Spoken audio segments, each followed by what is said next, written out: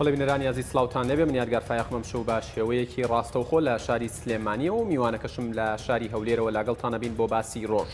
باسی ڕۆژی ئەمڕۆمان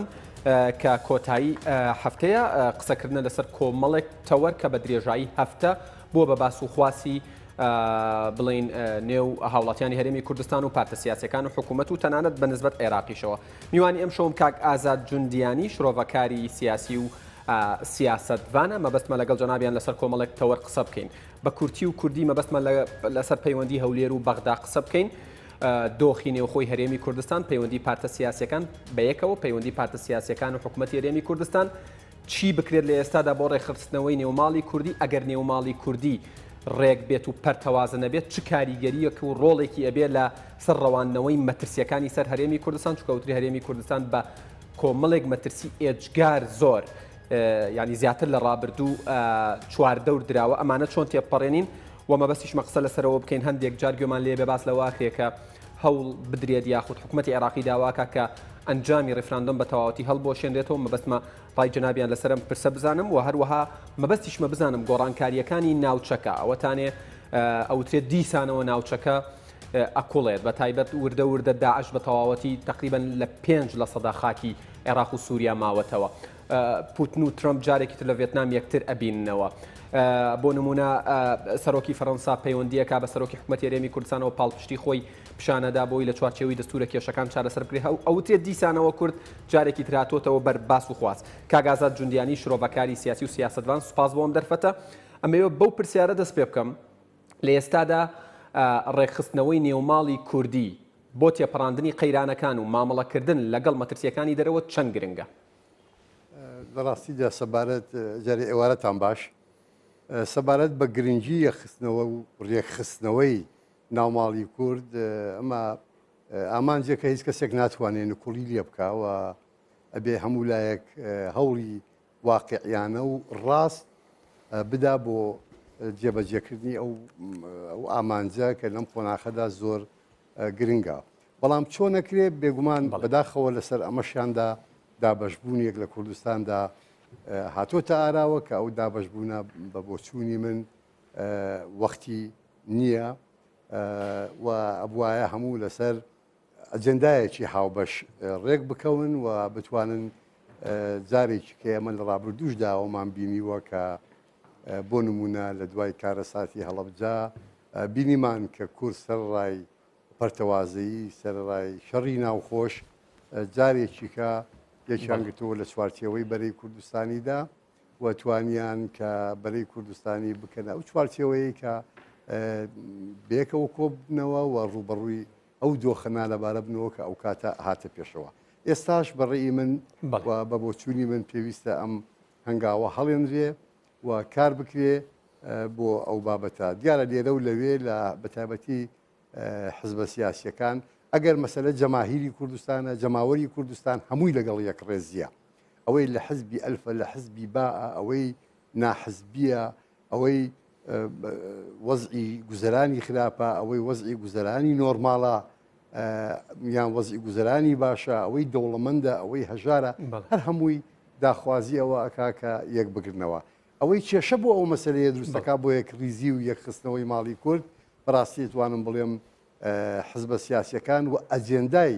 تایبەتی حزبە سیاسیەکانە نەک جەماهیری کوردستان. کاک ئازاد کەواتە ئەمە بەو مانایە دێت قسەکانت کە ئەجێندای تایبەتی حزبە سیاسیەکان هەندێک لە ئەجێندایان لە خزمەتی کۆمەڵانی خەڵکی کوردستان نییە؟ ئەمن زانیتی لەو بابەتەدا ئەجێنداکە دیارە هەموو حزبێکی سیاسی ئەجێنداکەی و پرۆگرامەکەی و بەرنامە ئینتیخابیەکانی ڕابردووی و ڕەنگە ئەگەر بێتە پێشەوە بەرنامە ئینتیخابیەکانی داهاتویان زۆر جوان بڕازێنەوە و زۆر جوان خاڵەکان دەستنیشان بکەن و کۆمەڵێک لە داوەخوازیەکانی خەڵکیش بپێکن لە بەرنامەکانیاندا. بەڵام ئێستا لە ڕوبەڕووبوونەوەی ئەم دۆخەی کە جەنابەت ئیشارەت پێدا کە دۆخێکی مەترسیدارە و ئێمە بەداخەوە زەربەی زۆرمان بەرکەوت لەم دۆخەدا من بەداخەوە کە ئەو لە خۆبوردەیە و ئەو گەڕانەوەیە بۆ ماڵێک کە ماڵی هەمووان بێ کەم هەست پێ ئەەکەم وەکو پێویست هەستی پێ ناکەم و پێم وایە بەعکسەوە زۆر جاران کاگازات بەڵێ خوێندنەوە بۆ دۆخەکە خوێندنەوە بۆ دۆخەکە بە دنیابینی و بە عقلیەتی پێش 16 ئۆکتۆبەر چونکە لە دوای 16 ئۆکتۆبەرەوە کورد نزیکەی نیوەی خاکی خۆی لەدەستدا بەرامبەر بە کوردەکان دنیایەک پێشێلکاری کراوە لە ناوچە کوردستانەکانی دەرەوەی ئیدارەی هەرێم ئەوترێت تا ڕادەیەک بۆ یەکەم جار لە مێژووە ئەمریکا و ئێران و تورکیا پاڵپشتی لە حکوومەتێکی عێراقیەکەن بەرامبەر بە حکوومەتی هەرێمی کوردستان کە ئەزمونێکی هێندە کامل نەبووە هێشتا بەم عقلیەتە ینی عقلیەتی پێش 16 ئۆکتۆبەر عقلیەتی دوای 16 ئۆکتۆبەر ئەبێت چ گۆڕانکاریەکی بەسەردا بێت لە مامەڵەکردن لەگەڵ دۆخەکە بەنسبەت حزبە سیاسیەکانەوە مەبەستمە بڵێ لە ڕاستیدا 16 ئۆکتۆبەر بەدەر لەوەی کە هەر یەکە چۆن خودی ڕووداوەکە ئەخوێنیتەوە دوای ڕووداوەکە ئەهەمیەت و گرنگی خۆی هەیە چونکە دوای ڕووداوەکە ئێمە بینیمان کە چی بەسەر وەزعی کوردستان داهات و چۆن لەلایەن بەغداوە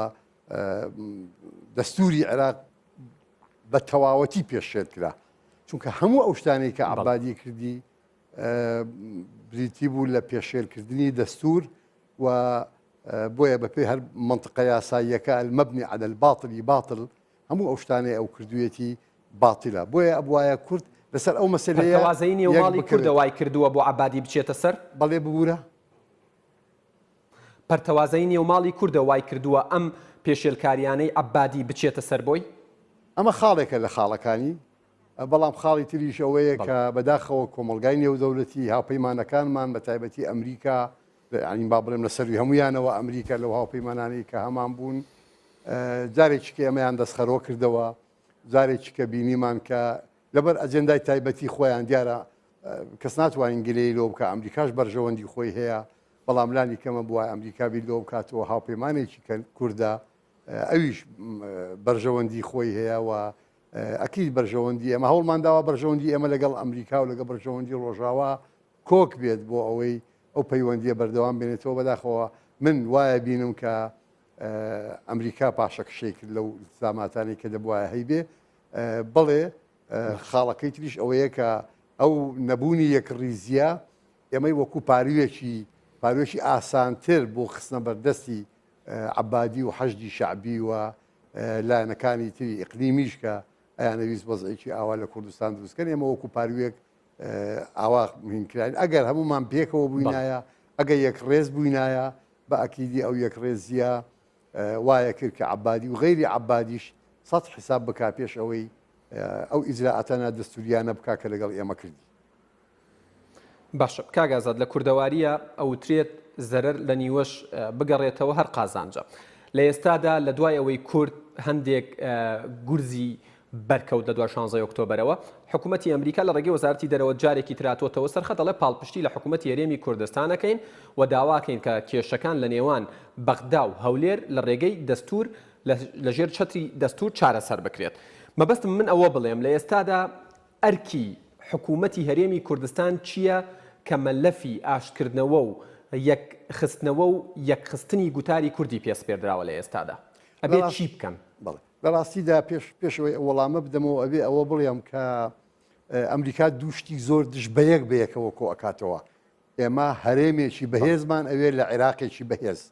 ئیتر ئەم حکایەتە کۆتایی پێ هاتووە بەو شێوەیە کە ئێمە بینیمان لە دوای ڕیفراندۆم و دوای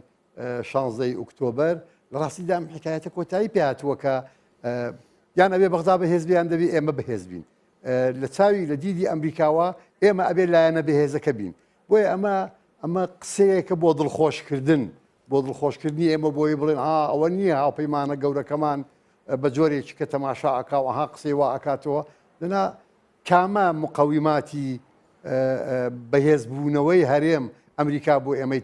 تۆفیر کردووە ڕەنگە ئەمریکان نێڵێ ئێمە تەفر و تونا ببین بە تەواوەتی بەڵام ئەمریکا ئێمە هەر برا بچوو بین دەنا ئەمریکا لە من باشتر ئەزانێ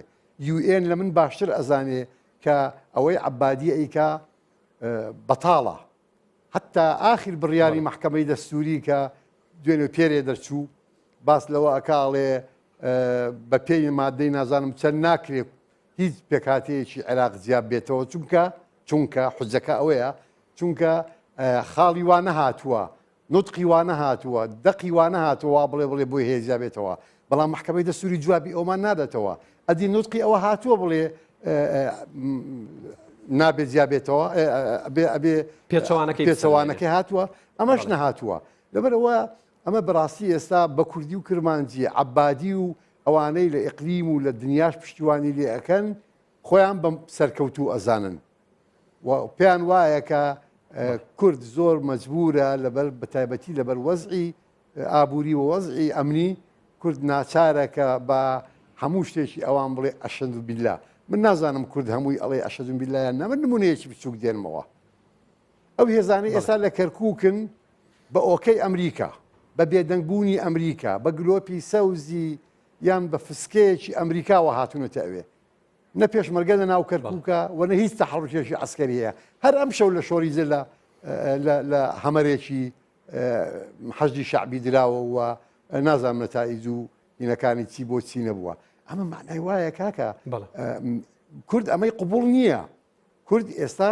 ڕەنگە خۆی بێدەنگکە لانی کەم بۆ ئەوەی ئیتر زۆر گلەی ئەکرا لەوەی کە ئێمە بە قسەی ئەمریکامان نەکرد و بە قسەی کۆمەلگای نێودەوڵیمان نەکرد ئۆکێ ئێستا بە قسەیانەکەین ئێستا ئێمە زۆرتر لە ئەمریکا هەموو ڕۆژێ ئەڵێنەوە ئێمە حازرین بۆ دانوستان ئێمە حازرین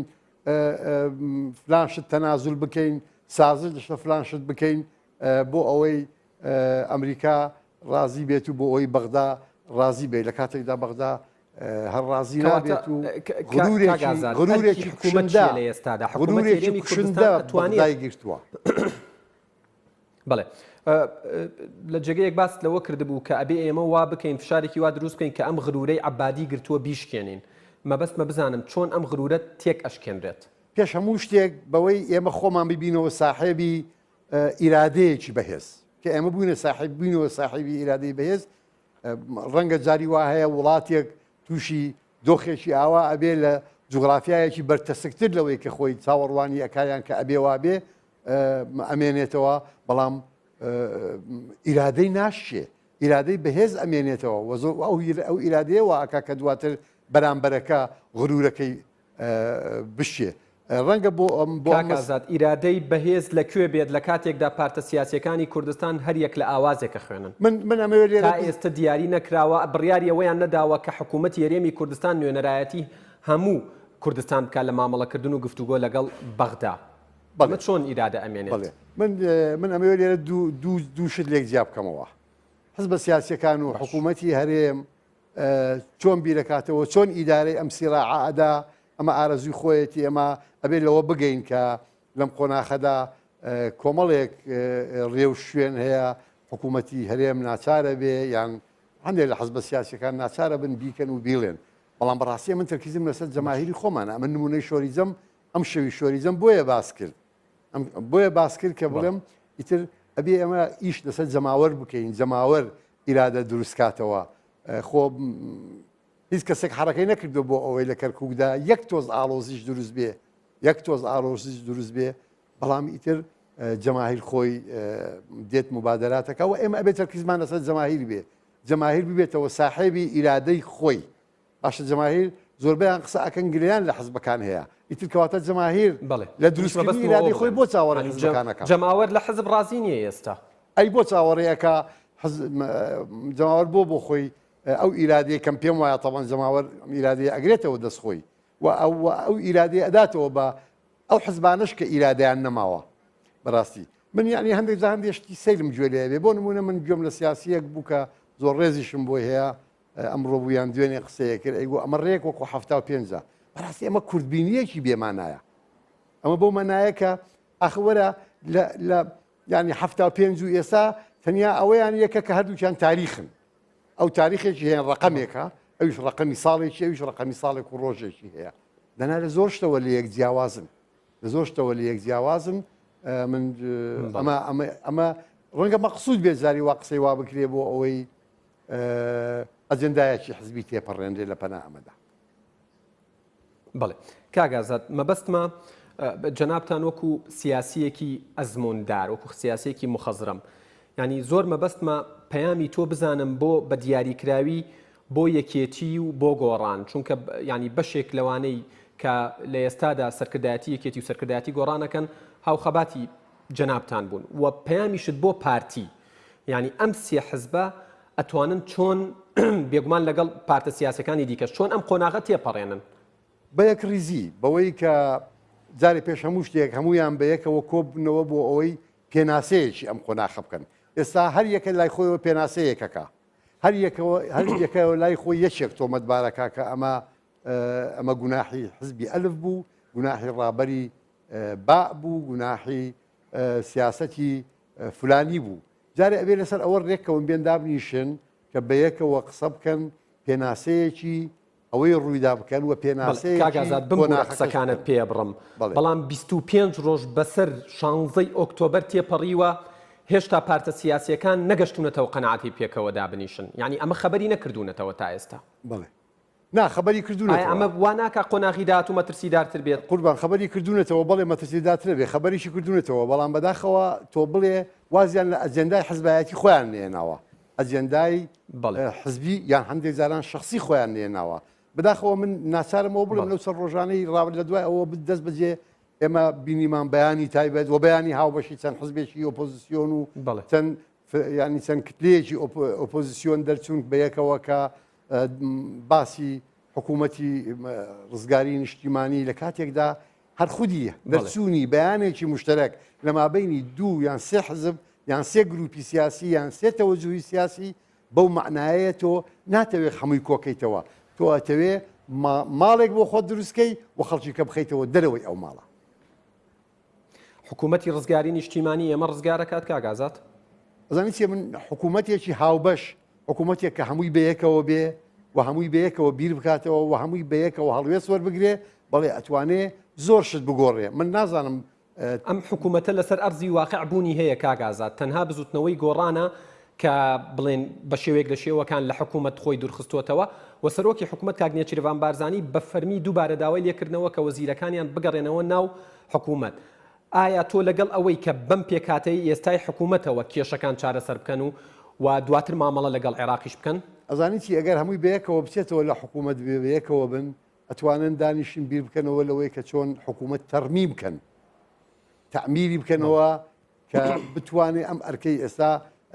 جێبەجێ بکە. بەداخەوە ینی من مشکلەکە لە جۆرێک لە ئیزدیواجێت هەیە ینی حزبەکان لە حکوومەتدان بەڵام سیاسەتەکانیان گوتاری سیاسیان پێچەوانەی ئەوەیە کە دامی نوێنەرەکانی خۆشیان بکەن لە حکوومەت بۆ ئەوەی ئەو مەهامانەی کە ئێستا کەوتۆتە ئەستۆی ئەو مەهامانە جێبەجێ بکە بە تایبەتی مەهامی دەرباسکردنی کوردستان لەو قەیرانەی دوای ڕیفراندۆم تێی کەوت. ئایا ئەمە بۆ ناگەڕێتەوە کە بۆ نمونە بزوتنەوەی گۆڕانان یەکجارەڵێ ئێمە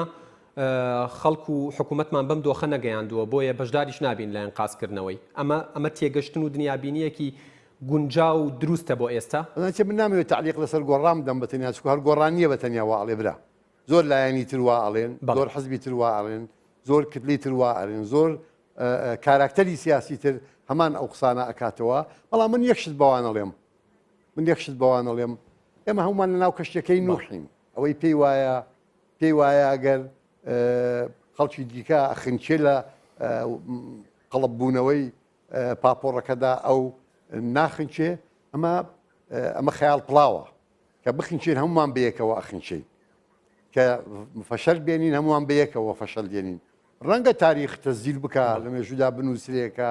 وەڵا فلان حزب وەڵا فلان کاراکتەری سیاسی ڕێئی وابوو هەڵوێستی وابوو هەڵوێستی پێچەوانەی ئەلبوو. ئێمە لە ڕابردوودا دوای 75 ئەو حکایەتانەمان زۆر گوێرێ بوو ئەو حکایەتانەی کە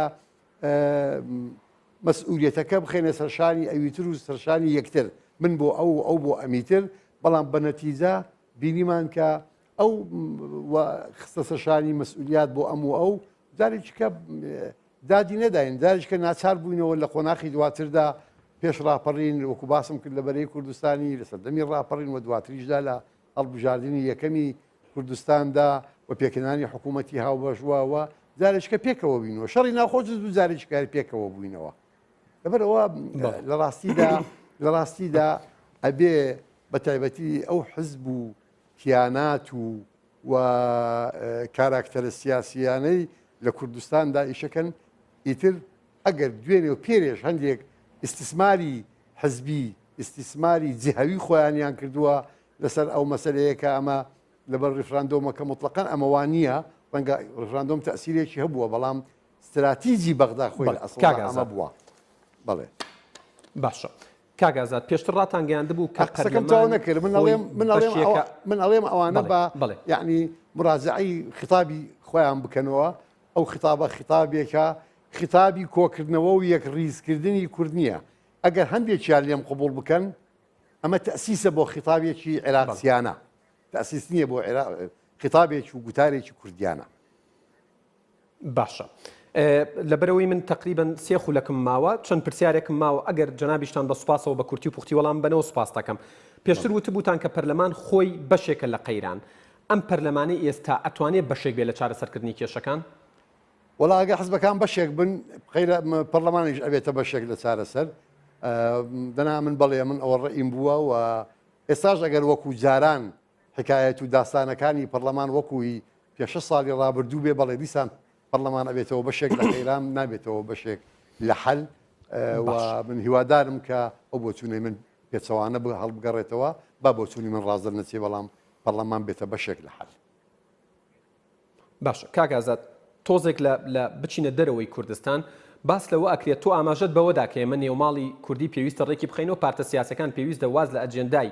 حیزبی بێن و ڕوو بکەنە جەماوەر و بەرژەوەندی هاوڵاتیان و بەرژەوەندیە باڵاکانی کوردستان. من وتم جەماوەر چاوەڕێی حزبەکان نەکا بۆ ئەوەی ئیرادەی خۆی بجێڕێتەوە جەماوەر ئەبێ خەڵکانی وەکو منیش و خەڵکانی تریش و کۆمەلگای مەدەنی کە لە کوردستاندا هەیە جەماوەر هاندەین بەبێ ئەوەی بگەڕێتەوە بۆ ئەو کەواتە جەماوەرە بێ فشار بکە بۆەوەی حزبەکان بێنەوە سەر ڕێچکە ڕاستەکە قوربان پێش ئەوەی فشار بکە ئەبێ ئیرادەی هەیە جەماوەر ئەو ئیرادەیە بە گەورەی پیشان بدا کە پیشانیدا حزبەکان ناچارە بنکە ئەوانیش بە تایبەتی و حزبانی کە ئێستا بۆ هەر مەبەستێک ئیرادەی خۆیان لەدەست داوە یان ئیرادەی خۆیان خستۆتە دواوە ناچارە بنبێنەوە مەیدان. بەڵێ جەماوەریش هۆشیارە و هەڵبژاردنیش لە پێشە. کاگازات قسە لەسەرەوەکرێت لە کاتێکا ئێمە سەرقاڵی کۆمەڵێک کێشەی ورد و نێوخۆین لە ناوچەکە گۆڕانکاری ڕۆدا بۆ نمونە لە نوێترین پێشاتە دوای کۆنتترۆلکردنەوەی ئەلبووکەمال باس لەواکرێ وردە هیلالی شیعی کامل ئەبێت تەهران بە بەغدا و بەغدا بە دیمەشقیش بە بەیروتەوە ئەبەسترێت واتە هەیمەنەی ئێران لە ناوچەکە زیاتر ئەبێت. ئایا کورد چۆن لەم گۆڕانکاریانە تێبگا و چۆن مامەڵی لەگەڵا بکات ڕوو بکاتە ئێران یا ڕوو بکاتە ئەمریکا؟ ئەزانی چی ئێمە لە ڕاستیدا دەستمان بە هەردووکیانەوە سوتاوە نوێترین دەستوتارمان دەستوتارێکی مشتەرەک بوو بە هی ئەمریکاش و هی ئێرانیش ئەمریکا پشتی لە ئێمە کرد لەبەر هەر سەبەبێک بێ پشتی لە ئێمە کرد و ئێرانیش نەک پشتی لە ئێمە کرد بەشدار بوو لەو هەموو ئیجراعاتە نادەستوری و شەڕەنجێزیانەی کە بەغدا کردی